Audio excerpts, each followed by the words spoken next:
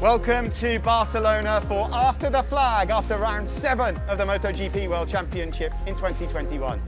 Welcome to After the Flag then here. We're in pit lane after the racing action. Myself, Steve Day, Matt Birt and Simon Crafar, where Miguel Oliveira has won his first and KTM's first race of 2021. What an epic, epic ride that was. Gentlemen, we have to discuss, because this morning we all agreed, I think most of the paddock did, as we arrived at the circuit here today with Fabio Quartararo on pole position, that it was a foregone conclusion. It was more of a, it was a race, who was going to finish second.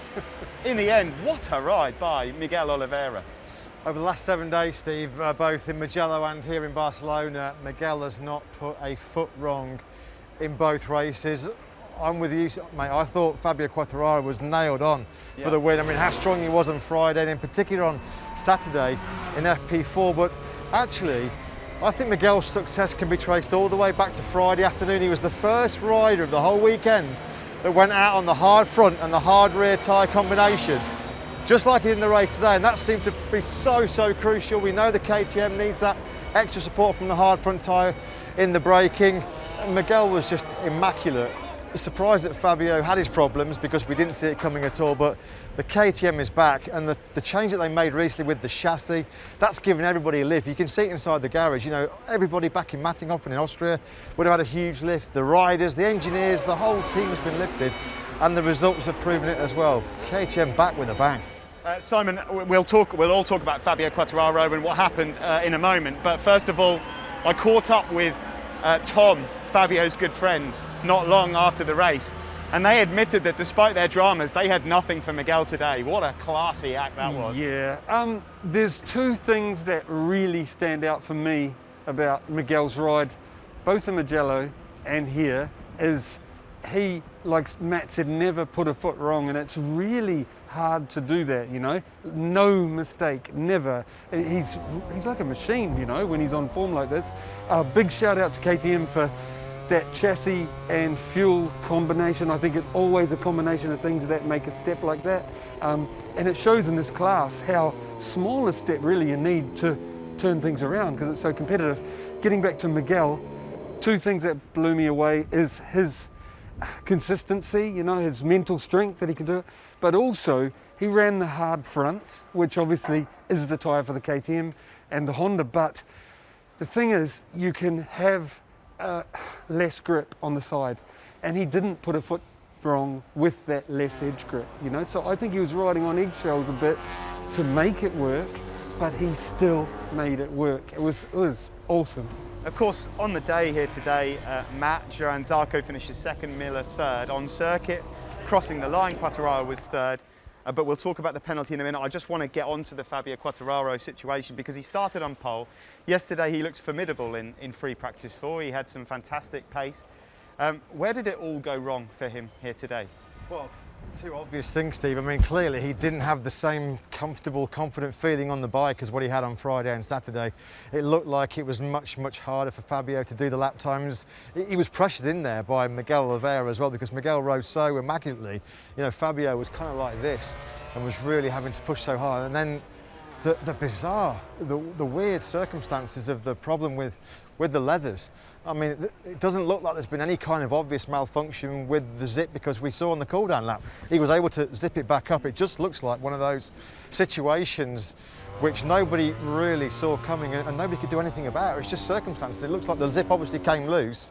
I think one time at the end of the straight, when he's popped out from behind the bubble to brake, it's just whacked the zip all the way down. And then, of course, Fabio's, what the hell do I do now? He's done everything he can to try and alleviate the problem, but nothing he can do. I mean, such a bizarre way to cost him the podium as well. So, yeah, really unfortunate for Fabio, because you know, he would have he lost some big points in that incident. Earlier in the race, Simon, there was a moment where he made a mistake and he got sort of mired back in a bit of traffic, which obviously didn't help. And then, if we could get your thoughts on Fabio as well from there on. Yeah, this is how I saw Fabio's race play out. From the beginning, we all knew his pace, so did the others. They managed to keep duffing him up. Jack did an amazing job, get straight to the front, and then he got in a little bit of trouble, you know, and then having to pass someone, running wide, losing more time. And this was all in the period where we all expect Fabio to run away. And then by the time he got to the point he could run away, I think he ran into more rear tyre problem than he expected or anyone expected, because I saw it second to last turn, driving towards the last turn. The thing was going, whoa, whoa, whoa. I thought, oh, and more so than Miguel's bike. I think that's what happened. Zip-wise, every rider's done it, you know, left it down a little bit, popped up in the wind and it's gone boof. There's only two possibilities, that or somehow the zip hasn't locked and it's slowly worked its way down. It's one or the other. Yeah, a real shame for Fabio. Ultimately, he went straight on into turn one, went through the penalty loop, but he's been busted. He's been given a 3-second penalty. We won't go into whether or not we feel that that's a fair result for him, but ultimately what that meant is, guys, that the two Ducatis were second and third, and I think they deserve an awful lot of credit because it was looking like tough work for them earlier in this weekend, and it's those boys again, they're back again, Zarco and Miller.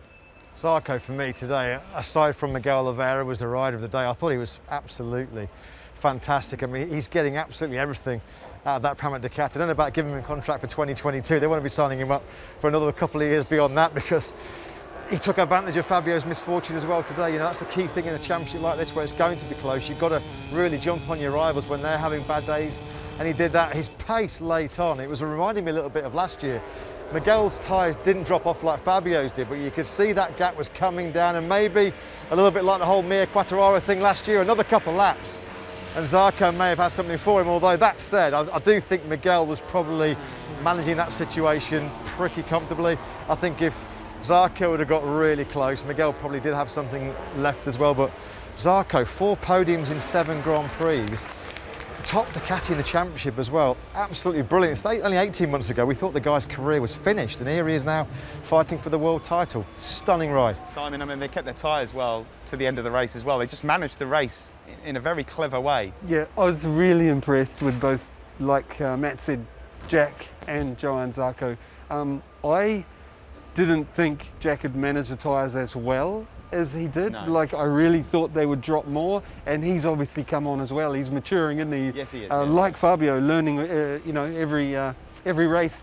Johann Zarco, he's a different guy. He's a totally different rider, and well, I mean, we've seen since the Tech 3 days when he rode the Yamaha, he can ride on a softer tyre and get it to the end of the race. And I think his different riding style, the way he uses the bike, he does things that almost nobody else can do. And I think it's pretty interesting for Ducati or any manufacturer to have him, to see what's possible if you do it a different way.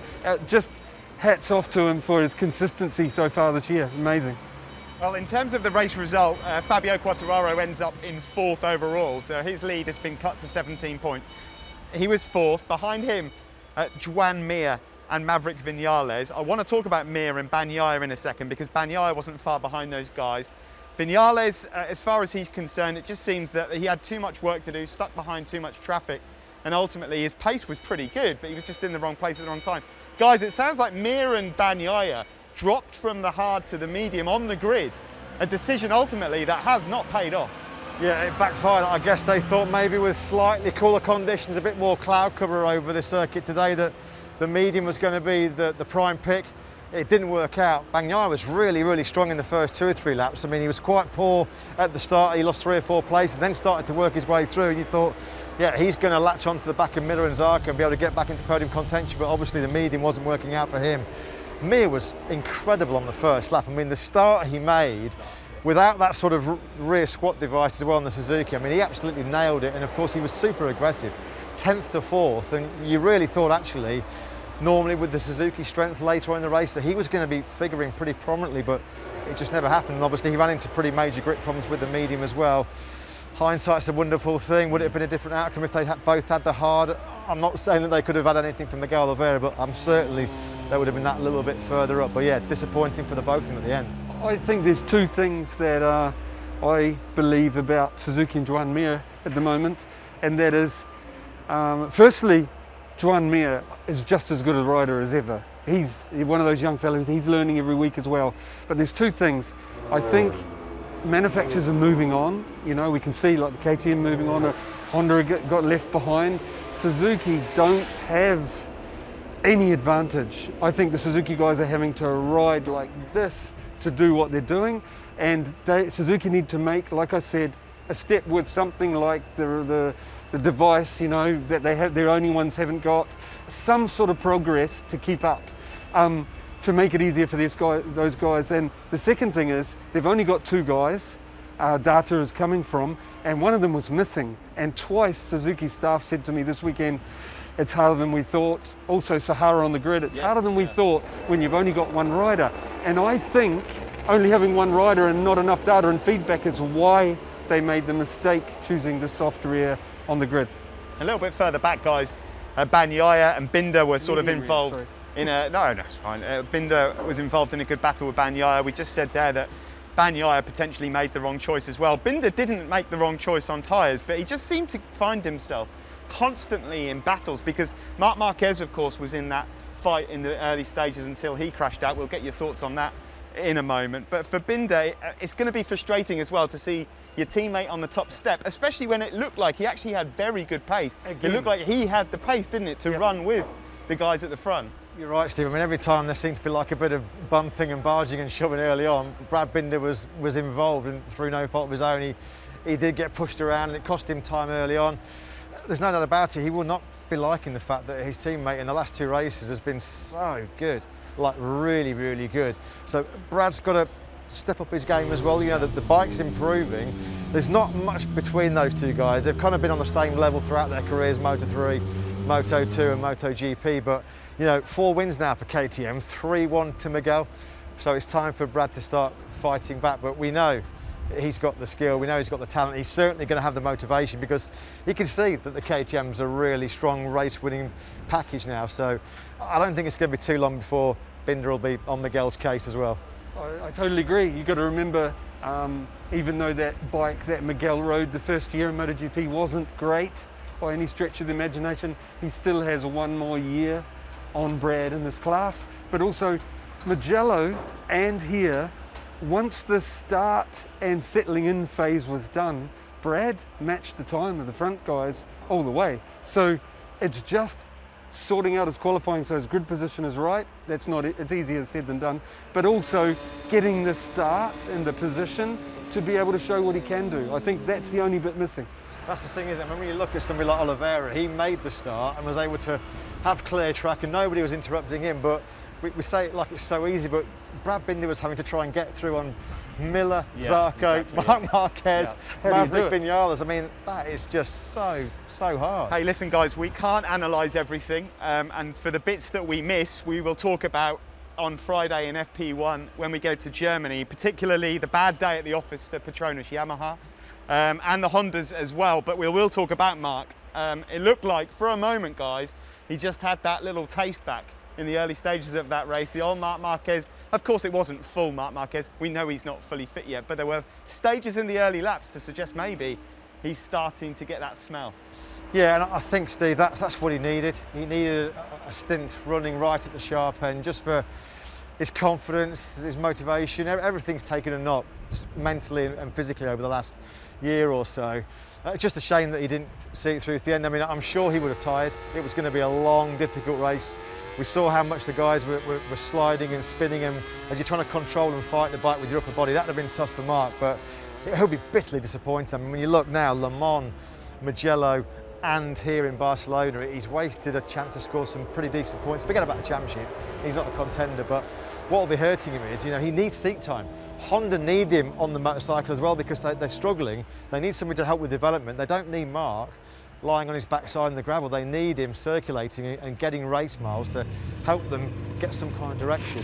3 DNS for the first time in his career. I mean, who'd have thought we'd be saying that? But Honda are in a hole. They are in trouble. Pol Espargaro can't stay on the thing. Nakagami struggled. Alex Marquez, the superpower, the giants in MotoGP, absolutely nowhere. Final word for you, Simon, on Marc and co. I think that's the key, really. I think Marc's close now. Maybe not right at the end of the race, fitness-wise, but I think he's close. He's riding really well. So's Pol. The other LCR riders are good riders. It's the bike, guys. It has to be. I mean, it's pretty much proven. There's no doubt. So, and everyone moves on. This class is so tough. Is the bike. Just a quick shout out to Aleix Espargaro. Yeah, I was going to say. Pushing really hard, and again he's up against that same thing of almost alone out there, developing at the front, you know. And no disrespect to Lorenzo, just he needs a teammate right there with him to help that development tyre. And yeah, that's it. Oh yeah, that's it. Well, that's all we've got time for then here in After the Flag. We'll try and dissect a little more when we bring you FP1 on Friday at our next round, which will be Sachsenring in Germany in just a few weeks' time. Thanks for joining us all here in Barcelona. We hope that you enjoyed the racing. There's still Frenchmen 1 and 2 in the championship, but the gap is down to 17. We'll see you next time.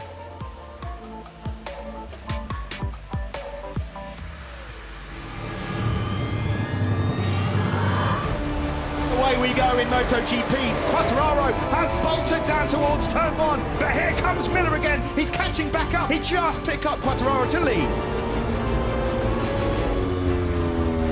Wide there from Miller, that allows Miguel Oliveira through. It's Oliveira that leads Fabio Quartararo. He's going through on turn 5. You can see he leads. Oliveira's got the slipstream. Great move from Miguel Oliveira. Fabio Quartararo, he's got his leathers open there. What's going on? He's taking his chest protector out there.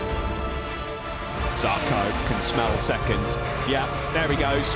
Bye-bye. Through goes Johan Zarco. Oh, he's almost lost the front there. It's going wrong for the World Championship leader. Quartararo has got a 3-second penalty. Miguel Oliveira wins on the factory KTM here in Barcelona. Ahead of Johan Zarco and Quartararo, but he will not finish third with a penalty. Miller moves up 1 spot.